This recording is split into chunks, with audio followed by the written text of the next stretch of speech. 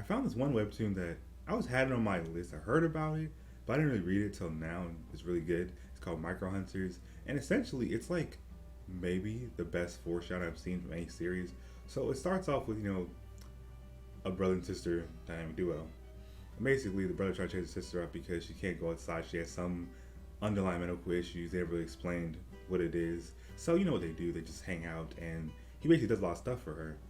So this story where essentially humans would shrink to the size of ants or just shrink and have to kind of figure out how to get to a castle and undo everything.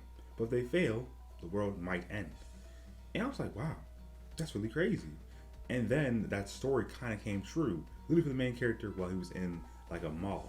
And now he has to figure out what the hell is going on. People have powers, and it's like real life, but everyone shrunk to the size of ants. They have to figure out how they can get back to normal, if it's impossible to go back to normal, because we've shrunk, but everything is still the same, like our cars, cell phones, you name it.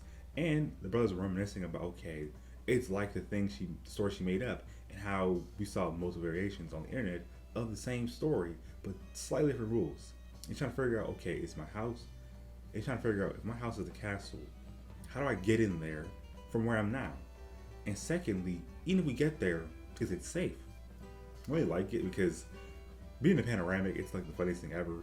Seeing a story where it's like end of the world type thing or something crazy happens in the world and you have to kind of make a new normal and readjust. So it's like the perfect thing to read right now, at least in my opinion.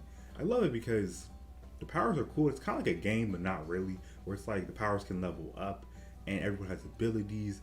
And in a way, the main character is the main character, and everyone kind of knows that, and they have to like protect them sometimes. And they have to think about the best case scenario and how they can kind of navigate it. They gotta fight stuff like rats, bugs, and it's crazy because I mean, because of the size we are, we don't have to worry about bugs that much. But we were small like ants. Imagine seeing a bee. Imagine seeing like a wasp or like a rat. What the hell would you do? If you have powers, those animals literally can like eat you with one bite. Like, how would you do it if like everything else was the same size? And it's really cool. And at first I was like, it's just like any other series. You know, it's like a story came true, and now we have to figure out how to survive and undo the worst ending of the story. Everyone dies. Okay, cool, but what's the point? But it's nice because you have to figure out if your sister okay. Did she have a hand in this? Was it an accident? Is she following someone's orders? What is going on? That's like why I read it, to figure out who started this. It's like a really good mystery.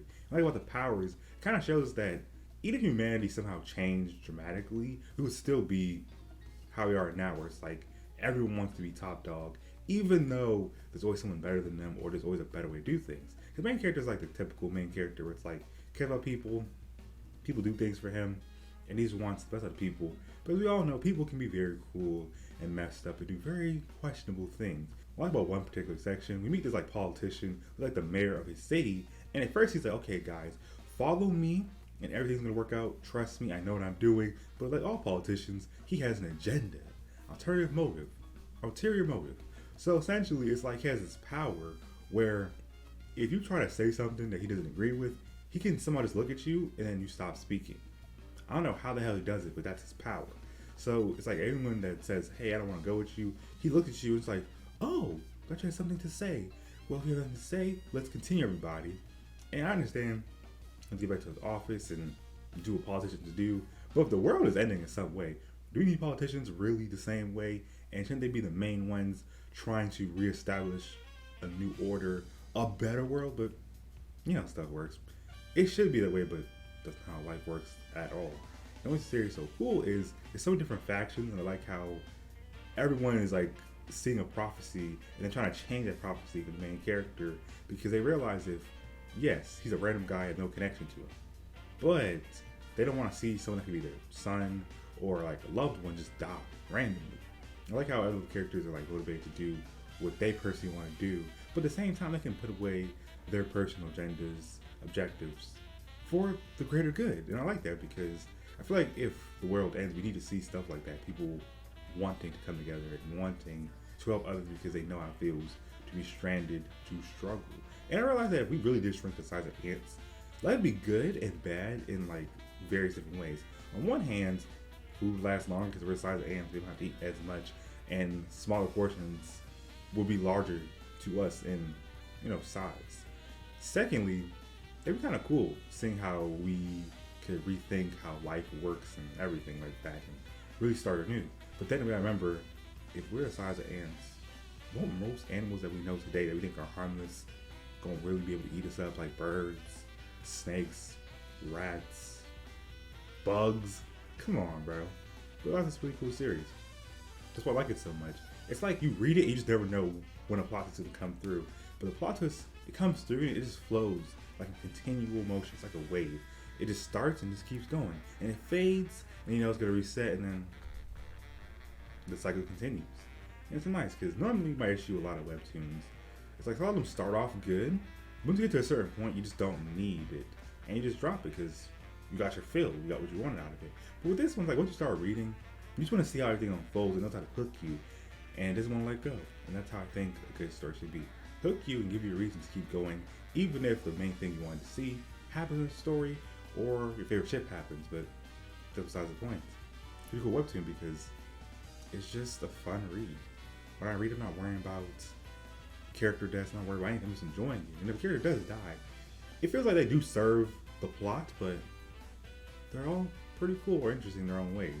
Like, I remember one character, I was like, I don't care about Brody. You know, Brody died, I was like, damn, bro really did.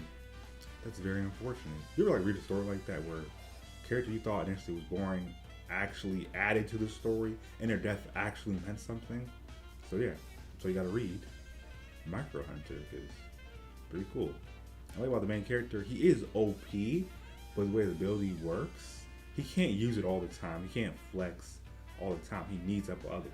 And I need him because he might be the only one that could actually change everything and put this crazy game to an end, or figure out what's actually going on. Because he has an idea, because he and his sister, like, you know, looked over the story and came up with it together. So yeah, but it's kind of complicated because in a way it's like there's multiple interpretations of what's really going on and the theories behind it. But the cool thing about it, it doesn't really give you a straight answer to, is it the sister doing this, someone related to the sister, or it's like sister and a lot of people combined to make this thing where shrinking happened simultaneously. You don't know yet, but as we go on, we start getting more clues and hints about how to survive and what we could do.